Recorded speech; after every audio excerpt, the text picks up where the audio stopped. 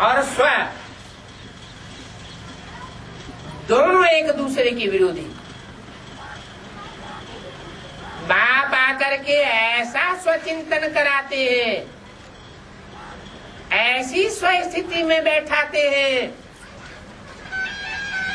ऐसा ज्ञान देते हैं कि स्वरूप में स्थिर होने वाली आत्मा पररूपी प्रकृति को और माया को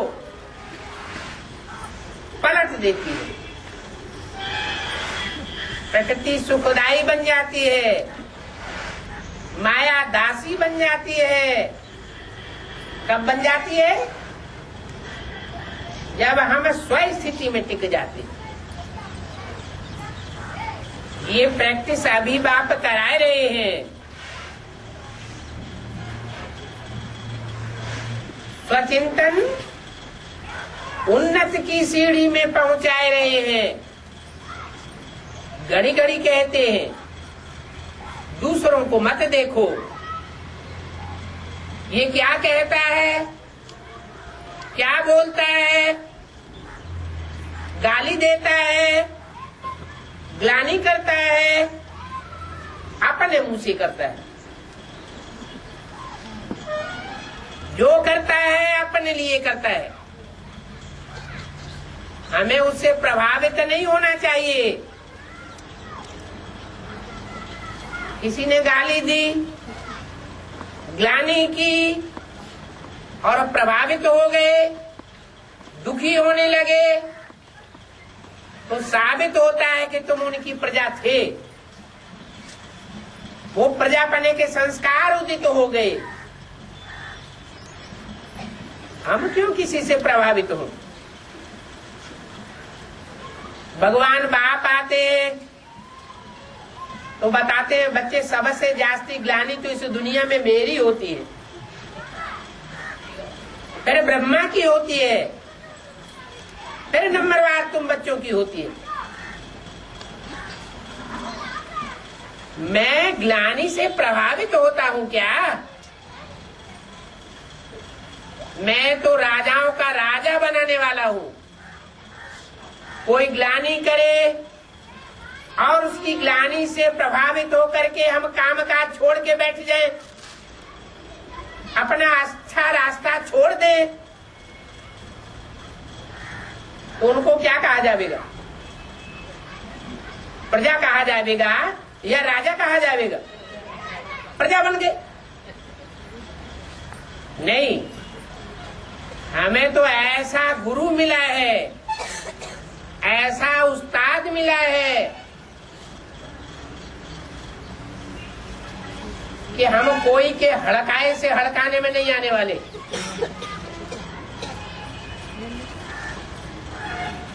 कोई के निस्तेज करने से हम निस्तेज होने वाले नहीं हैं। हमें तो तेजवान बाप मिला है। हम ज्ञान सूर्य के बच्चे हैं। सूर्य में तो कितना तेज भरा हुआ है।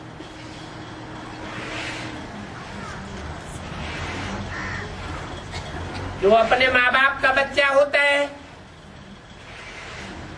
वो दूसरों का संग लेता है क्या? किसका संग लेता है? माँ बाप का संग लेता है, माँ बाप की गोद में पलता है, माँ बाप की बातों पर ध्यान देता है। ये जो पर है, पराये हैं, रावण संप्रदाय है, वो नीचा गिराने की कोशिश करते हैं। और बाप हमारा अपना है, स्व है, पराया नहीं है। वो हमको सदैव ऊंचा उठाता है। इसलिए बाप को कहते हैं दया का सागर, प्यार का सागर। प्यार का सागर बाप आकर के कितना प्यार देते हैं। रावण मार देता है, रुलाता है, बाप प्यार देते हैं, तो क्या अंजाम करना चाहिए? हम किसका बन करके रहेंगे? हम किसकी प्रजा बन करके रहेंगे? है? बाप की प्रजा बन करके रहेंगे। प्रजा अर्थात बच्चे। माना प्रकृष्ट रूप से, जा माने जन्म लेने वाले। बाप ने हमको श्रेष्ठ से श्रेष्ठ जन्म दिया है। क्या जन्म दिया है? हमको अवगत कराया है कि हम ये आत्मा है, हमको देवता बनने वाले हैं। अभी अगर बुद्धि में नहीं बैठा है कि हम किस कैटेगरी के देवता हैं, तो आगे चल के पता चल जाएगा। छोटे बच्चे होते हैं, उनको अपने कुल का, अपनी जाति का उतना गहराई से पता नहीं होता है। जब बड़े हो जाते हैं तो उनको पता पड़ जाता है। तो हम भी बाप के बच्चे हैं। बाप के बच्चे नंबरवार होते हैं, माला भी नंबरवार होती है। अंदर से ये बुद्धि में आना चाहिए कि हम पहली डायनेस्टी की प्रजा है, पहली डायनेस्टी के बाप के बच्चे हैं। बाद वाली जो डायनेस्टी होगी वो कमजोर आत्माएं होंगी, कन्वर्ट होने वाली आत्माएं होंगी, कन्वर्ट होकर के भारतवासियों को धोखा देने वाली आत्माएं होंगी। हम उस ग्रुप में नहीं हैं, हम तो ऊंचे ऊंचे ग्रुप के हैं। जो पहले नंबर की दुनिया की प्रजा होती है, उस प्रजा की भी कोई शिफ्ट होती है, कोई खासियत होती है, विशेषता होती है, जो और प्रजा वर्ग में नहीं हो सकती। वो सब है 15.5 कला, 15.5 कला, कम कलाओं वाली प्रजा। और हम हैं 16 कला संपूर्ण बनने वाले बाप के बच्चे। 16 कला से भी कोई ऊंचे जाने वाले हैं, उन्हें कहते हैं कलातीत बाप के बच्चे। कलाओं से भी परे की स्टेज में जाने वाले। लक्ष्मी नारायण के चित्र में लक्ष्मी नारायण है कलातीत, और उनके नीचे खड़े हुए राधा कृष्ण बच्चे हैं 16 कला संपूर्ण। सूर्य को कहा जाता है कलातीत, और चंद्रमा को कलाओं में बांधा जाता है। तो कहाँ ज्ञान चंद्रमा के बच्चे और कहाँ ज्ञान सूर्य के बच्चे? ये सूर्यवंशी, ये चंद्रवंशी, दोनों मिलकर के क्या बनते हैं? देवता बनते हैं।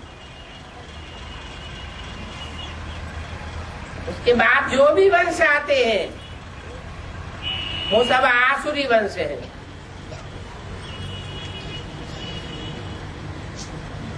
आसुरी जाति में असुरी ही पैदा होती है। सूर्य और चंद्र जैसे देवता बनना चाहिए। कहते भी हैं सूर्य देवताय नमः, चंद्र देवताय नमः। देवी योनि भगवान की बनाई हुई योनि है।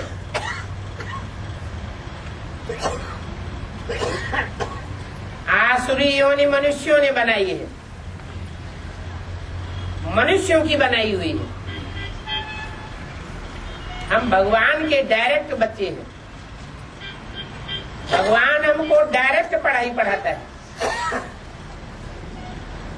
और धर्मवंशियों को डायरेक्ट पढ़ाई नहीं पढ़ाता। वो डायरेक्ट बाप के बच्चे भी नहीं बनते। डायरेक्ट गुरु के शिष्य भी नहीं बनते, उनकी सदगति भी नहीं होती। उस कैटेगरी में, जिस कैटेगरी की सदगति के हम भागीदार हैं, तो अपने ऊपर फखुर रहना होना चाहिए कि दुनिया हमारे को नहीं जानती कि हम किस कैटेगरी के हैं। हम हैं ऊंचे से ऊंचे बाप के ऊंचे से ऊंचे बच्चे। कोई हमको कितना भी डाउन करने की कोशिश करे, कभी डाउन नहीं होना चाहिए। भला बाप ही हमारी परीक्षा लेवे, ऐसे तो बाप परीक्षा लेते नहीं है, माया परीक्षा लेती है। मधुबन में भी माया आती है, ऐसे नहीं बाहर की दुनिया में माया होती है, अंदर नहीं होती है। मधुबन के ब्राह्मण संप्रदाय में ही माया घुसी रहती है, कोई न कोई रूप धारण करके आ सकती है। तो ये भी नहीं सोचना है, ये तो सब ब्राह्मण परिवार है, ब्राह्मण परिवार की भांति है। हम तो बाहर की दुनिया में जाते ही नहीं जो माया हमको पकड़े, नहीं। माया अंदर बाहर सारी दुनिया में माया व्याप्त है। लोगों ने तो झूठी बात कह दी है, परमात्मा सर्वव्यापी है। अरे परमात्मा बाप अगर सर्वव्यापी होता तो सारी दुनिया में गुणों गुणों की ही लहर होनी चाहिए। अब गुण कहां से आ जाएंगे? बाप तो गुणों का सागर है। जो गुणों का सागर है वो गुण ही भरेगा, अब गुण थोड़ा ही भरेगा। तो सारा ज्ञान उल्टा कर दिया। बाप आकर के सुलटा बनाते हैं। पहली मुख्य बात बताते हैं कि तुम आत्मा हो। आत्मा परमात्मा बाप से दूर नहीं रह सकती। अगर आत्म की स्थिति में स्थित है, ज्योति बिंदु आत्मा की भ्रुकुटी में याद है, तो जहां आत्मा है वहां परमात्मा बाप विराजमान जरूर है। लेकिन इसका मतलब ये नहीं है कि आत्मा सो परमात्मा है, नहीं। आत्मा का साथी बाप है। जहां जहां आत्मा की स्थिति है वहां वहां परमात्मा बाप जरूर मौजूद है। आत्मा से परमात्मा अलग नहीं है। ये इस समय का गायन है जो भक्ति मार्ग में कहते हैं आत्मा सो परमात्मा। आत्मा की स्थिति में स्थित हुए, निसंकल्पी स्टेज में स्थित हुए, माना परमात्मा बाप साथ में है ही। ऐसी स्थिति में स्थित होने वाली आत्मा फिर कोई से प्रभावित नहीं होगी। ये बहुत प्रैक्टिस करने की बात है। प्रैक्टिस करेंगे तो करते करते परफेक्ट हो जाएंगे। जब परफेक्शन आ जाएगा तो कोई हमको हिला नहीं सकेगा। इसलिए कहते हैं कि हमारा बाप स्वर्गवासी हुआ, क्योंकि अपन को नरक में समझते हैं।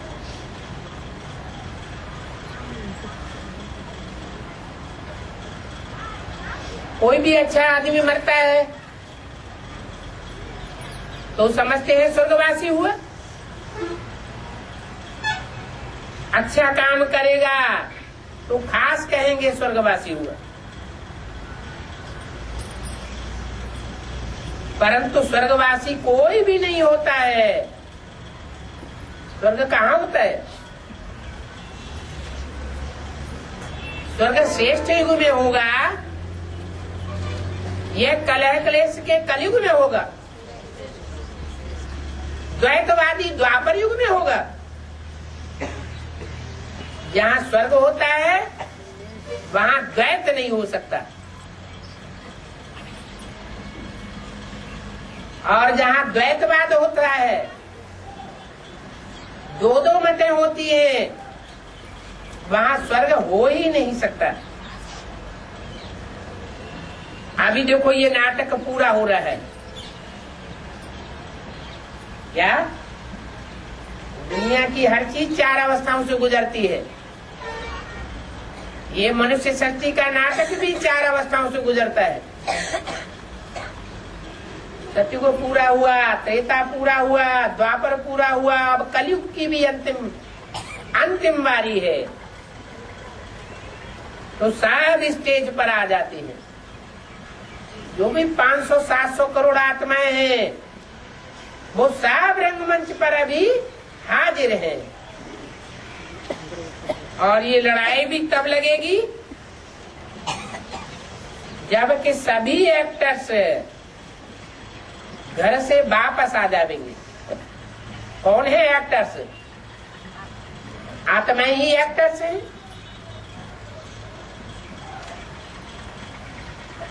अंतिम सीन होगा, सब कान खड़े होकर के खड़े हो जाएंगे। सबको पता लग जाएगा कि अब हम सब की ये अंतिम घड़ी है, सबको वापस जाना है, अपने घर वापस लौटेंगे। जैसे मच्छरों का, मक्खियों का मनारा उड़ता है, शिव की बारात कहते हैं ना, जो बाबा के संग सब आत्माएं जावेंगी। किसके संग जावेंगी? हैं? शिव बाप बिंदी के संग जावेंगी या शिव बाबा के साथ जावेंगी? शिव बाबा के साथ कैसे जावेंगी? बाबा किसको कहा जाता है? साकार और निराकार के मेल को बाबा कहा जाता है। तो साकार परमधाम घर में जावेगा क्या है? इसी साकार दुनिया में साकारी शरीर से रहते हुए आत्मिक स्थिति में स्थित होना पड़े। कोई अपने पुरुषार्थ से आत्मिक स्थिति में स्थित हो जाएंगे और कोई फिर धर्मराज की मार से स्थित हो जाएंगे। सबको देहभान छोड़ना जरूर है। आत्माएं सब जावेंगी। Whole lot. अभी 84 जन्म पूरे हुए। अभी इन जूतियों को छोड़ना है। कौन सी जूती है? ये शरीर रूपी जूतियों को छोड़ना है। कोई सोचते हैं हमारी जूती तो बड़ी फर्स्ट क्लास है, इसकी तो कीमत दुनिया वाले बहुत लगाते हैं। अरे कोई कितनी भी कीमती जूड़ी हो, चाहे कितने भी मजबूत चमड़े की बनी हुई क्यों न हो, सबको ये जूती छोड़नी पड़ेगी। जो सांप पुरानी खल छोड़ देता है तो फिर नहीं लेता है। ये भी तुम्हारी पुरानी खल है, तुमको भी नई खल धारण करनी है। तुम फिर कलयुग में नई जूती नहीं लेवेंगे, तुम सतयुग में नई खल धारण करेंगे। श्री कृष्ण सतयुग में होता है या कलयुग में होता है? श्री कृष्ण वैकुंठ में और श्री कृष्ण सतयुग में। सतयुग में जो श्री कृष्ण होता है उसका ज्ञान कोई को नहीं है। वैकुंठ में जो श्री कृष्ण गाया हुआ है वो शास्त्रों में गाया हुआ है। शास्त्रों में जो भी बातें गाई हुई है वो कहाँ की है? वो संगम युग की यादगार है। सतयुग की, त्रेता की कोई भी हिस्ट्री मनुष्यों के पास नहीं है। वो हिस्ट्री मनुष्य के मस्तिष्क पटल से क्यों गायब हो गई? क्योंकि त्रेता के बाद इस सृष्टि का आधा विनाश होता है, बड़ा भारी एक्सीडेंट हो जाता है। जैसे मृत्यु एक ऐसा एक्सीडेंट है कि पूर्व जन्म की सारी बातें भुला देता है। ये तो एक एक जन्म का अपना अपना एक्सीडेंट है, वो तो होलसेल मृत्यु होता है। तो आधा विनाश होने से पहले की सारी बातें भूल जाती है, कोई को कुछ भी याद नहीं रहता। और अभी तो आधा विनाश नहीं, पौना विनाश नहीं, ऐसा विनाश होना है, संपूर्ण विनाश होगा। जो आत्मा जहां से वापस आई है वही वापस जाएगी। जो कण जहां से आया है वही चक्कर लगा करके वापस जाएगा। आत्माओं का भी अपना सर्किल है जो पूरा होना है, और कण कण का अपना सर्किल है जो पूरा होने वाला है। तो बुद्धि में ये बात रहनी चाहिए कि हम ये पुरानी कल छोड़ अब नहीं लेते हैं। जैसे श्री कृष्ण में कितनी कशिश है, ऐसे हमारी आत्मा और हमारे शरीर में भी कशिश आ जाएगी। फर्स्ट क्लास खल है कृष्ण की, ऐसी ही खल हम भी धारण करेंगे। अगर कहते हो तो फिर पुरुषार्थ भी पूरा करना है। ओम शांति।